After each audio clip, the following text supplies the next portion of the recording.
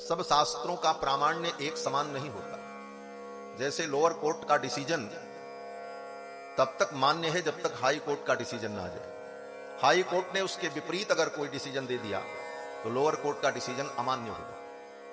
और high court से ऊपर सुप्रीम कोर्ट ने जो कह दिया उसके विपरीत लोअर कोर्ट हाई कोर्ट की कोई बात स्वीकार नहीं की जाएगी। उसी प्रकार शास्त्रों में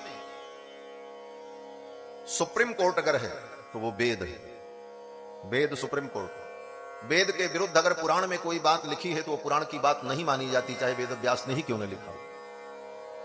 अब इन बातों को जो लोग नहीं जानते वो कहते हैं फला पुराण में तो ये लिखा है। क्या लिखा है, क्यों लिखा है, उस वक्त उसका कितना बलाबल विचार है, तब तत्व का निर्णय होता। तत्व के निर्णय में सब बातें प्रमाण नहीं होती। तो सर्वोपरि प्रमाण वेद होता है। और वेद के बाद स्मृतियां, जिसको धर्मशास्त्र कहा जाता है, 18 स्मृतियां। और तीसरे नंबर पर इतिहास, रामायण और महाभारत। और इतिहास में भी रामायण त्रेता युग का है और महाभारत द्वापर युग का है। इसलिए महाभारत से ज्यादा प्रामाण्य रामायण का होता है। अगर वाल्मीकि रामायण के विरुद्ध कोई बात महाभारत में कही गई है तो रामायण की बात मानी जाएगी, महाभारत की नहीं मानी जाएगी, भले वेद व्यास ने कहा। यह प्रामाण्य का विचार किया जाता है इस प्रकार से। और सबसे नीचे पुराण चौथे नंबर पर है। 18 पुराण। चौथे नंबर में 18 पुराण जो हैं उनका प्रामाण्य सबसे अवर है। पुराणों का प्रामाण्य तब तक है जब तक इतिहास के साथ, स्मृति के साथ और श्रुति के साथ उसका विरोध न हो। जहां पर श्रुति, स्मृति और इतिहास के साथ पुराण का विरोध होगा, कोई विरुद्ध प्रकरण आएगा, वहां पर पुराण भी प्रमाण की दृष्टि से स्वीकार्य नहीं होता। फिर पुराणों में भी 18 पुराण हैं। 18 पुराण में 6 पुराण सात्विक हैं, 6 पुराण राजस हैं और 6 पुराण तामस हैं, सतोगुणी, रजोगुणी, तमोगुणी। तत्व के निर्णय में पुराण में भी जो सात्विक पुराण हैं, उन्हीं सात्विक पुराणों को प्रमाण के रूप में स्वीकार करके तत्व का निर्णय किया जाता है। सात्विक पुराण में श्रीमद् भागवत महापुराण, विष्णु पुराण, पद्म पुराण, इन पुराणों के आधार पर तत्व का निर्णय किया जाता है। परम तत्व क्या है, तत्व ज्ञान कैसे प्राप्त हो। तो पुराण से लेकर वेद पर्यंत सर्वत्र भगवान की ही महिमा का वर्णन किया गया। वेदे रामायणे चैव पुराणे भारते तथा आदि मध्य तथा चांते हरि सर्वत्र गीयते। रामायण और वेद पुराण समस्त ग्रंथों में आदि मध्य अंत में एकमात्र भगवान की ही महिमा का वर्णन किया गया। किसी भी देवी देवता की महिमा का जो वर्णन है उसका उद्देश्य भी भगवान की ही महिमा का वर्णन है। और जो नहीं समझ पाते वो लोग मान लेते हैं फला देवता की इतनी महिमा है, चलो इन्हीं पूजा करते रहे, उसी में लग जाते। मूल रूप से भगवान की ही महिमा का वर्णन वेद से लेकर पुराण पर्यंत है। और केवल एक वानगी कह करके हम आगे बढ़े। सबसे बड़ा सर्वोपरि ग्रंथ वेद, और वेद के जितने मंत्र हैं उन मंत्रों का जब भी उच्चारण किया जाता है तो सबसे पहले भगवान का ही नाम लिया जाता है। कोई भी वेद मंत्र पढ़ो, किसी भी देवता का मंत्र हो, चाहे गणेश जी का मंत्र हो, चाहे सूर्य भगवान का मंत्र हो, चाहे देवी का मंत्र हो, कोई भी मंत्र व्यक्ति पढ़ेगा तो पहले भगवान का नाम लेना पड़ता है। कैसे? बोले जैसे गणेश जी का मंत्र पढ़ना हो तो क्या कहेंगे, हरि ओम गणानां त्वा गणपतिगुं हवामहे। तो गणानां त्वा गणपतिगुं हवामहे, गणेश जी का मंत्र पढ़ने के पहले क्या बोलना पड़ेगा, हरि ओम, भगवान हरि का नाम लेना। देवी का मंत्र भी पढ़ो तो हरि ओम अंबे अंबिके बालिके नमानयति कश्चन सत्यस्वकः सुभद्रिकां काम्पीलवासिनीम। हरि ओम, भगवान हरि का ही स्मरण करना होगा। भगवान हरि का स्मरण किए बिना, भगवान हरि का नाम लिए बिना किसी भी देवता के मंत्र में उस शक्ति का आधान ही नहीं होगा कि उस मंत्र के द्वारा उस देवता को हम बुला सकें अथवा उसका समादर कर सकें और समर्चन कर सकें। यह भगवान हरि की महिमा है। किसी भी देवता की आप पूजा करने चलो, कोई भी अनुष्ठान करो, कोई भी यज्ञ करो, कोई भी विधान करो, यहां तक कि साध तर्पण पिंडदानादि कर्म भी करो, कोई भी कर्म करने चलो तो पहले क्या करना पड़ेगा, पहले पंडित जी कहेंगे कि आचमन करो, जल पी करके शुद्ध हो जाओ। तो आचमन करते समय क्या कहना पड़ेगा? ओम केशवाय नमः, नारायणाय नमः, माधवाय नमः। भगवान केशव, नारायण, माधव, भगवान हरि का नाम लेकर के ही हम पवित्र होंगे। वहां सूर्याय नमः, कुबेराय नमः, इंद्राय नमः, वरुणाय नमः, किसी देवी देवता का नाम नहीं होगा, भगवान का ही नाम। केशवाय नमः, माधवाय नमः, नारायण, गोविंदाय। इसके बाद बोले हम स्नान करके पवित्र होकर के आए हैं। बोले तुम कितना भी पवित्र होकर के आओ, गंगा स्नान करके आओ, पंचगव्य से स्नान करके आओ, लेकिन पूरी पवित्रता तो तब होगी जब तुम्हारे हृदय में भगवान का स्मरण होगा। तब क्या करना होगा? तब आचार्य ब्राह्मण कहेंगे अब अपने ऊपर जल छींट करके भगवान हरि का स्मरण करो। कैसे? बोले अपवित्र पवित्रो वा सर्वावस्थांगतोपि वा जह स्मरेत पुंडरीकाक्षम सवाह्याभ्यंतर शुचि।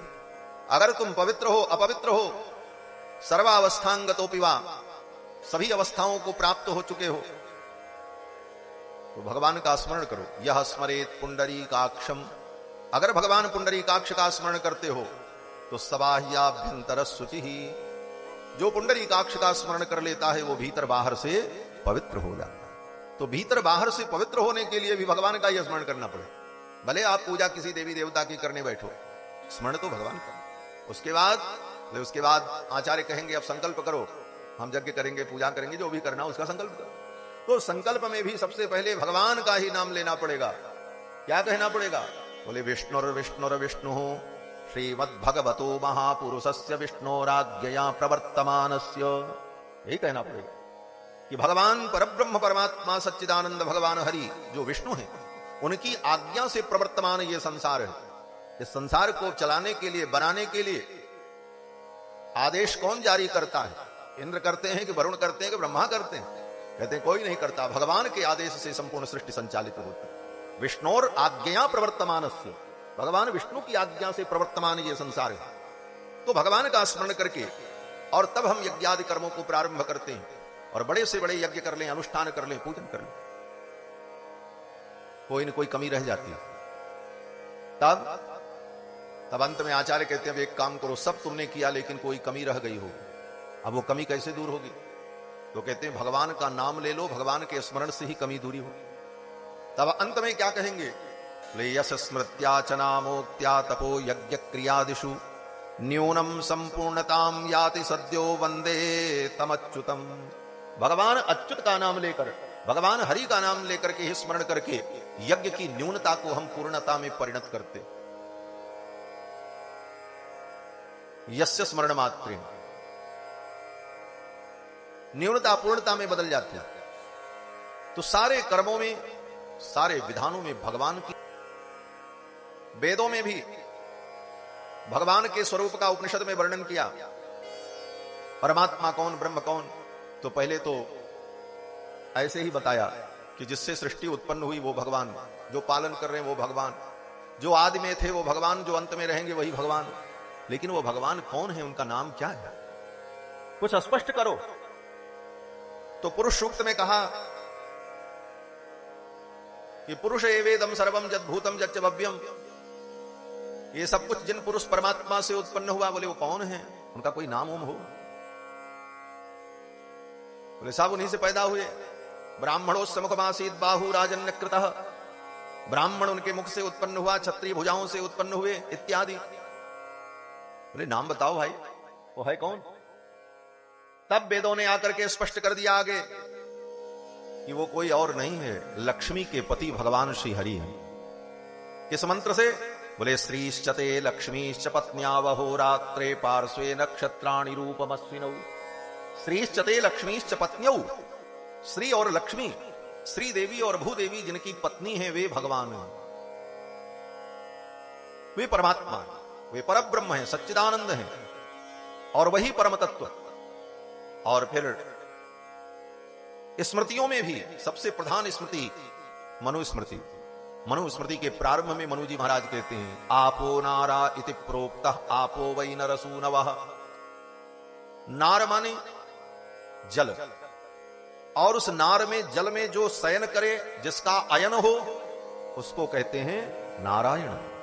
और वे नारायण ही परम तत्व है, ये स्मृति ने कहा। फिर स्मृति के बाद चौथा और तीसरा प्रमाण इतिहास। इतिहास में भी श्रेष्ठ इतिहास रामायण, जिसकी कथा हम सभी लोग सुनते। इस रामायण में भी बार बार महर्षि वाल्मीकि ने यही कहा कि अर्थितो मानुषे लोके जज्ञे विष्णु सनातन। भगवान सनातन परमात्मा हरि ही राम के रूप में प्रकट। महाभारत में भी वेद व्यास जी ने भगवान हरि को ही परम तत्व कहा। और फिर पुराणों में भी, सभी सात्विक पुराणों में भगवान हरि को परम तत्व के रूप में स्थापित किया। इन समस्त प्रमाणों के आधार पर वेद से लेकर पुराण पर्यंत समालोचना करने पर, समीक्षा करने पर, आलोडन करने पर यही निष्कर्ष प्राप्त होता है कि एकमात्र परमात्मा श्री हरि भगवान श्रीमन नारायण, भगवान नारायण ही परब्रह्म परम तत्व हैं। और वही विविध रूप में अवतार लेकर रामकृष्णादि रूप में आकर विविध लीलाओं के द्वारा जीवों का मंगल करते हैं, लोक मंगल करते हैं। उन परम तत्व परमात्मा का बोध, उन्हें जानना, उनका चिंतन करना, उनकी लीलाओं का अनुसंधान करना, यही भक्ति, यही उपासना है, यही परम ज्ञान है। और यही हमको आपको समझना है। पहले तो अपने आप को समझना, हम कौन हैं, आत्मबोध। हम कौन हैं? शरीर हैं? बोले हम शरीर नहीं हैं, आत्मरूप है। और किसके अंश हैं? बोले भगवान नारायण के अंश हैं, और किसी के अंश नहीं। क्यों? बोले नारायण के अंश हैं, इसीलिए हमारे शरीर में नारायण के ही चिन्ह अंकित है। दुनिया के किसी कोने में कोई मानव पैदा हो, अगर वो मनुष्य है तो उसकी उंगलियों में शंख चक्र के ही चिन्ह बने रहते हैं। खड्ग का चिन्ह नहीं बनता, त्रिशूल का चिन्ह नहीं बनता, डमरू नहीं बनता। ज्योतिष शास्त्र कहता है समस्त मनुष्यों की उंगलियों में शंख चक्र के ही चिन्ह है। क्यों? बोले हम चक्रपाणी के अंश हैं।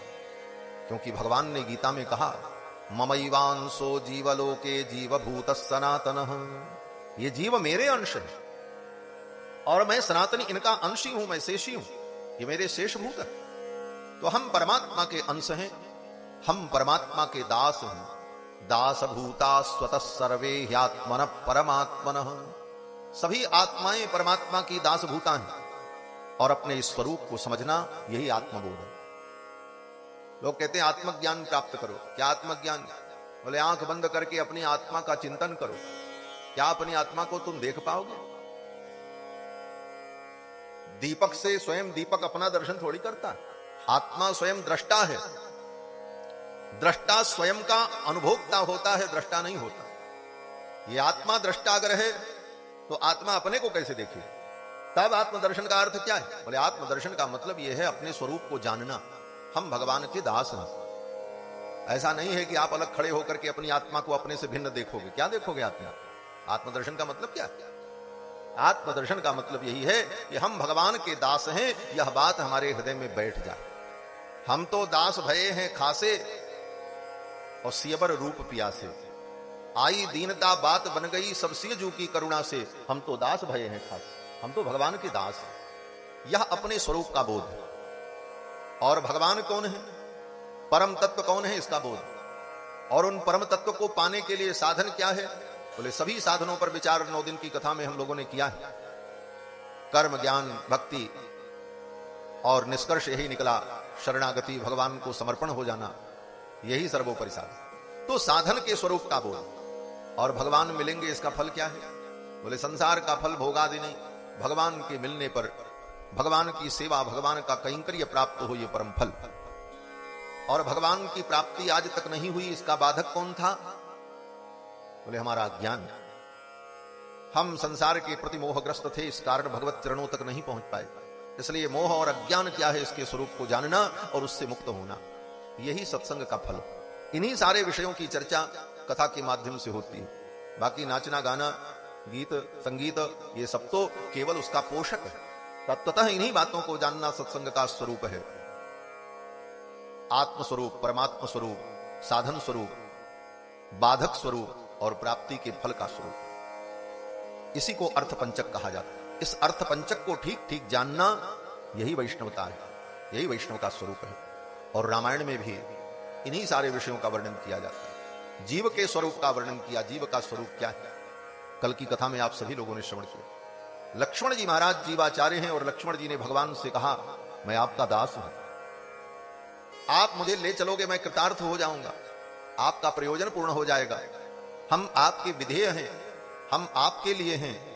इस प्रकार अपने स्वरूप का वर्णन लक्ष्मण जी ने किया। यही जीव का स्वरूप। भगवान का स्वरूप क्या है? बोले भगवान के स्वरूप का वर्णन ऋषियों ने किया, मुनियों ने किया, परशुराम जी ने किया, सो आपने सुना ही सुना। भगवान की प्राप्ति का साधन क्या है? बोले लक्ष्मण जी ने कल करके दिखा दिया, शरणागति की भगवान की। और भगवान की प्राप्ति में बाधक क्या है? बोले धर्माभास, कर्तव्याभास। जो कर्तव्य है उस कर्तव्य को न समझकर तदभिन्न किसी कर्तव्य को कर्तव्य मानकर मूल कर्तव्य से हम विचलित हो जाएं, यही धर्माभास भगवान की प्राप्ति में बाधक है। और इसके विषय में लक्ष्मण जी ने कहा, ऐसी स्थिति हो तो ऐसे धर्म का त्याग कर देना चाहिए। तजिए ताहि कोटि बैरी समझद्यपि परम सनेही जाके प्रियन राम। लक्ष्मण जी ने अपने पिता तक का त्याग कर दिया। अहम तावन महाराजे पितृत्व नोपलक्षय। लक्ष्मण जी कहते हैं, मैं महाराज दशरथ में पितृत्व नहीं देखता हूं, उनके अंदर मुझे पितृधर्म नहीं दिखाई पड़ता। पितृधर्म भी अगर हमें दिखाई पड़ता है तो रघुनाथ जी में दिखाई पड़ता है। त्वमेव माता च पिता। यही रामायण का रहस्य है। कल की कथा में